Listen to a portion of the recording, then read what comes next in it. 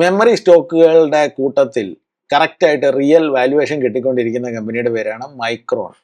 എന്നാൽ മൈക്രോണിനെക്കാട്ടിലും വലിയ രണ്ട് കമ്പനികളുണ്ട്, സാംസങ്ങും SK ഹൈനിക്സും.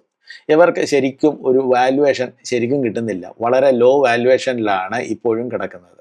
അന്നേരം SK ഹൈനിക്സ് വിചാരിച്ചു ഇനി ഈ ലോ വാല്യുവേഷൻ്റെ കളിക്കകത്ത് ഞങ്ങൾക്ക് വേണ്ട, എന്നാൽ ഞങ്ങളൊന്ന് ജമ്പടിച്ചേക്കാമെന്ന് പറഞ്ഞു. അന്നേരം SK ഹൈനിക്സ് വന്നിട്ട് ADR രൂപത്തിൽ അമേരിക്കയിലെ സ്റ്റോക്ക് മാർക്കറ്റിൽ എൻട്രി നടത്തുകയാണ് ജൂലൈ 10. 29 ബില്യൺ ഡോളറിൻ്റെയാണ് സ്റ്റാർട്ടിംഗ് ആയിട്ടുള്ള ADR. അന്നേരം ഈ ADRനകത്ത് നമുക്ക് പാർട്ടിസിപ്പേറ്റ് ചെയ്ത് കഴിഞ്ഞ് കഴിഞ്ഞാൽ ഡയറക്റ്റ് ആ സ്റ്റോക്ക് ഹോൾഡറായിട്ട് മാറും, അല്ലെങ്കിൽ ETF അങ്ങനെയൊക്കെയുള്ള പരിപാടി വഴിയാണ് പലപ്പോഴും പലരും ഹോൾഡിംഗ് ചെയ്തുകൊണ്ടിരുന്നത്. പക്ഷേ ഇപ്പോൾ ആ പരിപാടി വേണ്ട, ഡയറക്റ്റായിട്ട് SK ഹൈനിക്സിനെ ഹോൾഡ് ചെയ്യാം.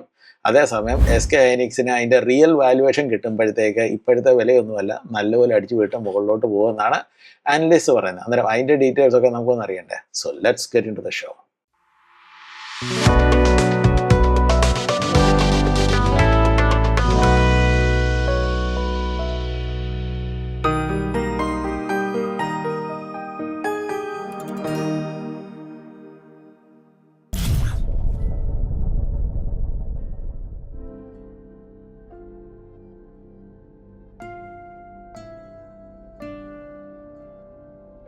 ഇന്ത്യയിലെ ഏറ്റവും വലിയ കമ്പനി ഏതാണെന്ന് ചോദിച്ചു കഴിഞ്ഞാൽ പൊതുവെ സാമാന്യം ജനറൽ നോളജ് ഉള്ള ഒരു ഇന്ത്യക്കാരൻ തീർച്ചയായിട്ടും പറയും റിലയൻസ് ഇൻഡസ്ട്രീസ് ആണെന്ന്. എന്നാൽ ഈ SK ഹൈനിക്സ് എന്ന് പറഞ്ഞ കമ്പനിയെ കുറിച്ച് കേട്ടിട്ടുണ്ടോ എന്ന് ചോദിച്ചു കഴിഞ്ഞാൽ മിക്കവാറും അവർ പറയും കേട്ടിട്ടില്ല. കൊറിയയിലെ ഏറ്റവും വലിയ കമ്പനികൾ, നിങ്ങൾക്ക് കേട്ട കമ്പനികളുടെ പേരൊക്കെ ഒന്ന് ചോദിച്ചു കഴിഞ്ഞാൽ അവർ മിക്കവാറും പറയും സാംസങ്, ഹ്യുണ്ടൈ, LG ഇലക്ട്രോണിക്സ് അങ്ങനെയൊക്കെയുള്ള ചില പേരുകളൊക്കെ പറഞ്ഞു തന്നിരിക്കും. പക്ഷേ SK ഹൈനിക്സ് അതിൻ്റെ കൂട്ടത്തിൽ വരുവാനായിട്ട് ചാൻസ് വളരെ കുറവാണ്. പിന്നെ ഈ സ്റ്റോക്ക് മാർക്കറ്റിനകത്ത് ട്രേഡ് ചെയ്ത് അങ്ങനെയൊക്കെയുള്ള വിവരമുള്ളവരൊക്കെ പറഞ്ഞു തന്നിരിക്കും. ഈ SK ഹൈനിക്സ് എന്ന് പറഞ്ഞ ഈ കമ്പനി റിലയൻസിനെക്കാട്ടിലും 6 ടൈംസ് ബിഗ് ആണ് മാർക്കറ്റ് ക്യാപിറ്റലൈസേഷനിൽ. 6 മടങ്ങ് വലിയതാണ്. അതിനെക്കാട്ടിലും ഇച്ചിരൂടും വലിയതാണ് സാംസങ് ഇലക്ട്രോണിക്സ്. സാംസങ് ഇലക്ട്രോണിക്സ് ആണ് കൊറിയയിലെ ഏറ്റവും വലിയ കമ്പനി. റിലയൻസിനെക്കാട്ടി 7 മടങ്ങ് വലിയതാണ്. SK ഹൈനിക്സ് 6 മടങ്ങ് വലിയതാണ്.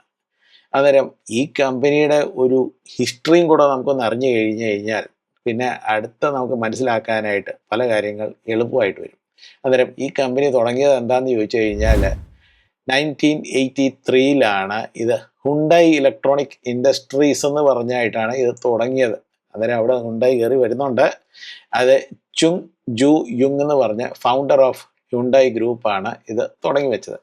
അന്നേരം ഇന്ത്യയിൽ ഇപ്പോഴാണ് സെമി കണ്ടക്ടർ ഇൻഡസ്ട്രീസിന് അകത്ത് ഇച്ചിരി ചൂട് പിടിച്ചു വരുന്നത്. അവരെപ്പോഴാണ് തുടങ്ങിയത്? 1983. 1996 ഈ കമ്പനി ഏതാണ് ഹ്യുണ്ടായി ഇലക്ട്രോണിക്സ് ഇൻഡസ്ട്രീസ് എന്ന് പറഞ്ഞ കമ്പനിയുടെ IPO വന്നത് 1996. എന്നിട്ട് 1999 ഇത് Hyundai electronics LG semi conductor എന്ന് പറഞ്ഞ കമ്പനിയെ ഇഞ്ഞ് വാങ്ങി, അങ്ങനെ അക്വയർ ചെയ്തു. പയ്യെ ഒരു വിഴുങ്ങൽ നടത്തി. അന്നേരം അവരുടെ വയറ്റിൽ പോയത് എന്താണ്? LG സെമി കണ്ടക്ടർ എന്ന് പറഞ്ഞ ഒരു കമ്പനി പോയി. അത് കഴിഞ്ഞിട്ട് 2001 ഒരു റീസ്ട്രക്ചറിങ് ഒക്കെ നടത്തി. ഈ റീസ്ട്രക്ചറിങ്ങിനകത്ത് ഈ നോൺ മെമ്മറി യൂണിറ്റ്സ് ഒക്കെ ഉണ്ടായിരുന്നു. അതിനെയൊക്കെ വേറെ പലർക്കും ഒക്കെ കൊടുത്തു കഴിഞ്ഞിട്ട് ഇത് പ്യുവർ മെമ്മറി കമ്പനി ആയിട്ട് മാറി. എന്നിട്ട് ഈ കമ്പനിയുടെ പേര് ഹൈനിക്സ് സെമി കണ്ടക്ടർ എന്ന് റീനെയിം ചെയ്തു. അത് കഴിഞ്ഞിട്ട് ഈ SK ഗ്രൂപ്പ് എന്ന് പറഞ്ഞ ഒരു ഗ്രൂപ്പുണ്ട്. അത് ചോയ് ഫാമിലിൻ്റെ ഒരു ഗ്രൂപ്പാണ്. സൗത്ത് കൊറിയയിൽ എല്ലാം ഫാമിലി ബേസ്ഡ് ആണ് കമ്പനീസൊക്കെ. സാംസങ് ഒരു ഫാമിലിയാണ്. അതുപോലെ ചോയ് കമ്പനി എന്ന് പറയുന്ന കമ്പനിയുടെ ഗ്രൂപ്പിൻ്റെ പേരാണ് SK ഗ്രൂപ്പ്. അന്നേരം SK ഗ്രൂപ്പ് ഉണ്ടായിക്കാരോട് പറഞ്ഞു നിങ്ങളുടെ ഈ സാധനം ഞങ്ങൾക്ക് ഞാൻ തരാം. $3 ബില്യൺ അന്ന് അവർ കൊടുത്തു എന്നാണ് 2012. അങ്ങനെ ഈ കമ്പനിയുടെ പേര് പിന്നെ SK ഹൈനിക്സ് എന്നായി മാറി.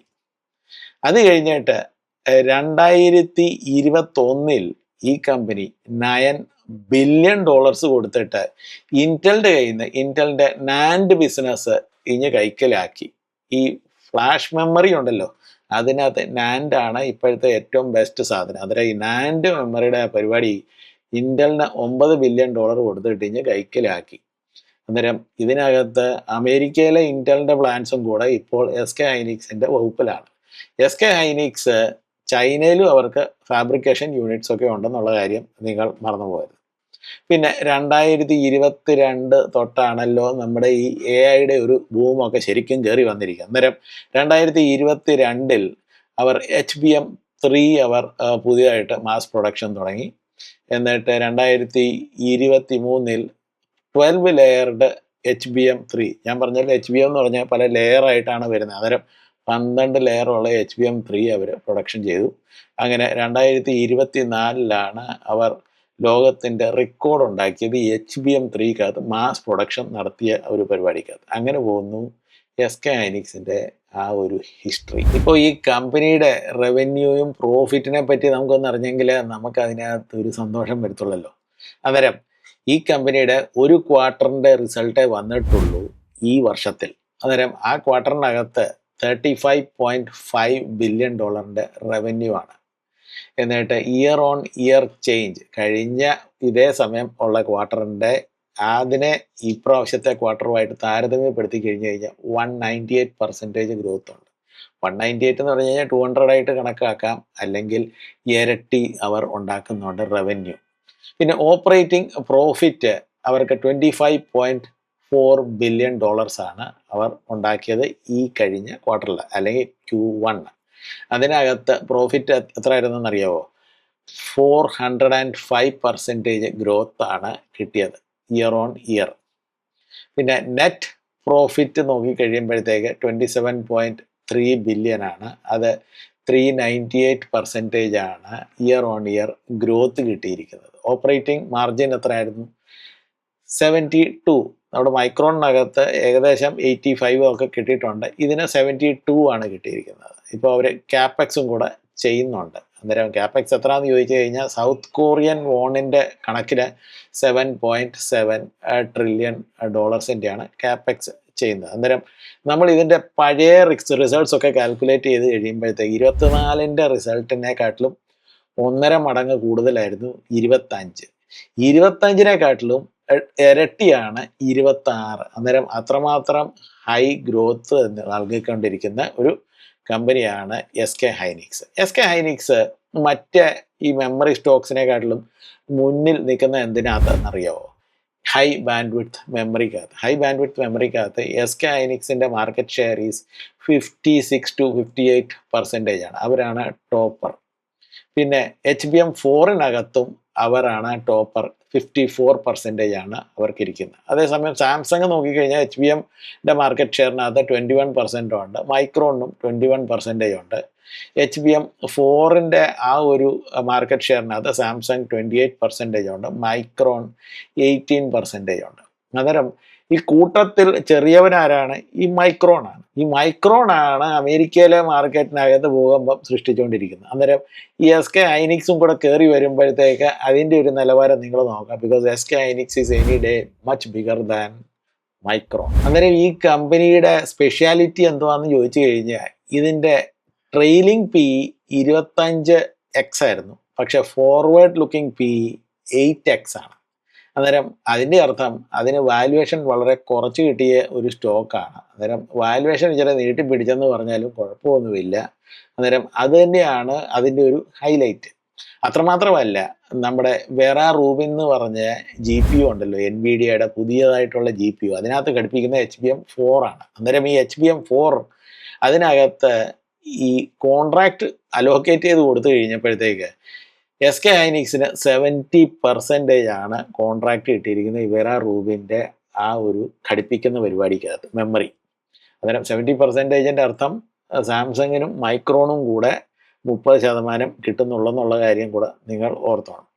പിന്നെ 2030 വരെ ഈ മെമ്മറിയുടെ ആ ഒരു കഥയ്ക്കകത്ത് സ്ട്രക്ചറൽ ഷോർട്ട് ഫോൾ ഉണ്ട്. അന്നേരം എപ്പോഴും demand will be more than the supply എന്നാണ് അതിൻ്റെ ആ വൈപ്പ്.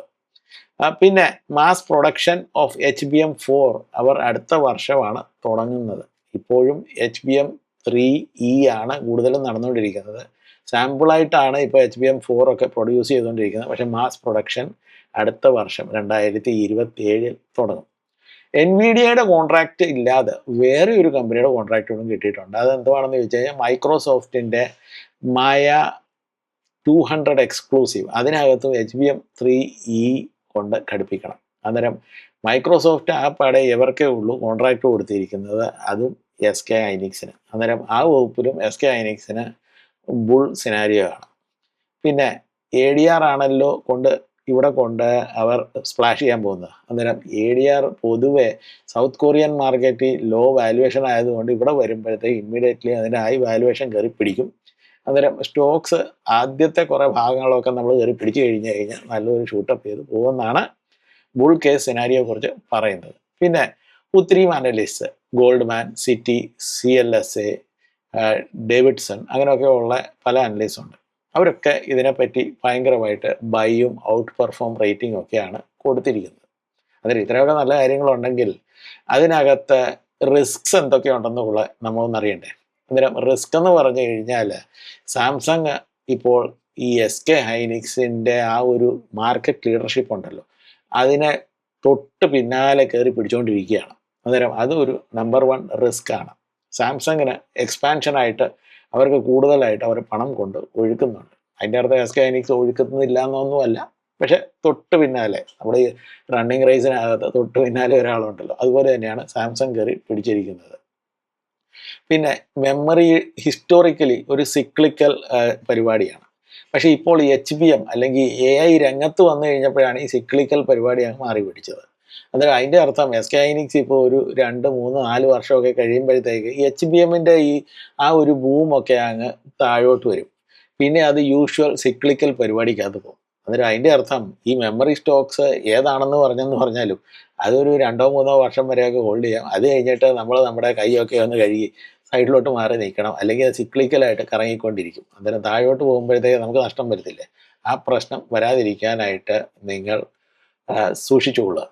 പിന്നെ ഈ ഹൈപ്പർ സ്കെയിലർസിൻ്റെ മുകളിലാണ് ഭയങ്കരമായിട്ട് ഡിപ്പെൻഡൻറ്റ്. ഹൈപ്പർ സ്കെയിലർ എന്ന് വെച്ച് കഴിഞ്ഞാൽ ഗൂഗിൾ, മൈക്രോസോഫ്റ്റ്, ആമസോൺ, മെറ്റ, ഇങ്ങനെയൊക്കെയുള്ള കമ്പനികളുടെ ബേസ്ഡാണ് ഇവരുടെ മാർക്കറ്റ് ഇങ്ങോട്ട് വന്നുകൊണ്ടിരിക്കുക. അന്നേരം ഹൈപ്പർ സ്കെയിലേഴ്സ് എപ്പോഴെങ്കിലും അവർക്ക് മതിയായി ഇനി വേണ്ടാന്നൊക്കെ ഒരു പരിപാടി വന്നു കഴിയുമ്പോഴത്തേക്ക് ഈ സ്റ്റോക്കല്ല, പൊതുവെ മെമ്മറി സ്റ്റോക്കിനും മറ്റേ സെമി കണ്ടക്ടർ സ്റ്റോക്കിനും ഒക്കെ ഒരു പണി കിട്ടും.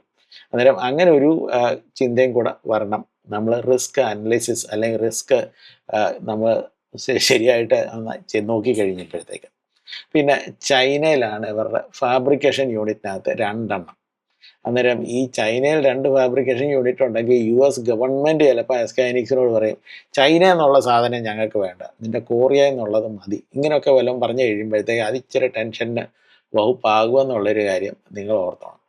പിന്നെ ഞാൻ നേരത്തെ പറഞ്ഞായിരുന്നല്ലോ, ഗോൾഡ്മാൻ സാക്സും സിറ്റിയും CLSAയും ഡേവിഡ്സണും ബാങ്ക് ഓഫ് അമേരിക്കയൊക്കെ ബൂമിങ് എന്ന് വെച്ചാൽ അവർ ഭയങ്കരമായിട്ട് ബുൾ കേസായിട്ടാണ് നടക്കുന്നത് ഈ സാധനത്തിനകത്ത്.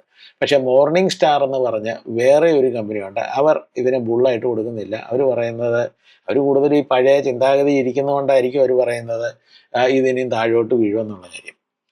പക്ഷേ ആ ഒരു ചിന്താഗതിയോട് പല അനലിസ്റ്റും അവർ യോജിക്കുന്നില്ല. താഴോട്ട് വീഴും എപ്പോഴാണെന്ന് ചോദിച്ചു കഴിഞ്ഞാൽ അവരുടെ ഈ സിക്ലിക്കലായിട്ടുള്ള ആ ചക്രത്തിനകത്ത് കയറി കഴിയുമ്പോൾ, അതിനി ഒരു 2-3 വർഷത്തേക്ക് കയറത്തില്ല എന്നാണ് ഒരു വൈപ്പ്. അല്ലെങ്കിൽ ഹൈപ്പർ സ്കെയിലേഴ്സ് ചിന്തിക്കണം അത് കയറണോ വേണ്ട എന്നുള്ള ഒരു കാര്യം.